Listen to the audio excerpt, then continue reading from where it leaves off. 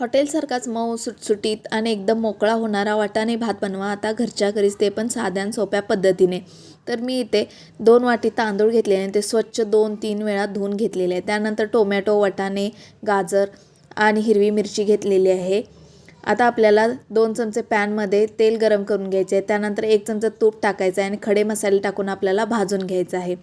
त्यानंतर बारीक पातळ चिरलेला कांदा, हिरवी मिरचीचे तुकडे, गाजर आणि वाटाणे टाकून हे सुद्धा आपल्याला तेलामध्ये परतून घ्यायचे आहेत. आता आपल्याला याच्यामध्ये चिरलेला टोमॅटो टाकायचा आहे आणि थोडंसं चिमूटभर मीठ टाकून आपल्याला ह्या भाज्या तेलामध्ये व्यवस्थित अशा परतून घ्यायच्या आहेत. त्यानंतर 1 चमचा आले लसणाची पेस्ट टाकून याच्यामध्ये मिक्स करून घ्यायचं आहे. आता आपल्याला झाकण ठेवून 1-2 मिनटासाठी या भाज्या पूर्णपणे वाफवून घ्यायच्या आहेत. त्यानंतर आपण जे तांदूळ धुवून ठेवलेला होता तो याच्यामध्ये टाकून मिक्स करून घ्यायचा आहे.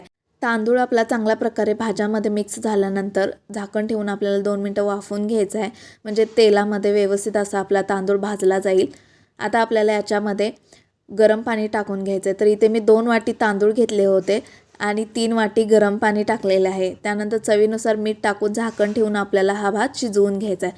तर तुम्ही इथे बघू शकता की मस्त असा आपला भात शिजलेला आहे. बारीक चिरलेली त्याच्यावर कोथिंबीर टाकायचं आहे आणि हलकंसं असं आपल्याला चमच्याने फिरवून भात मोकळा असा करून घ्यायचा आहे. तर हा भात तुम्हाला कसा वाटला नक्की कमेंट करून सांगा. थँक्यू.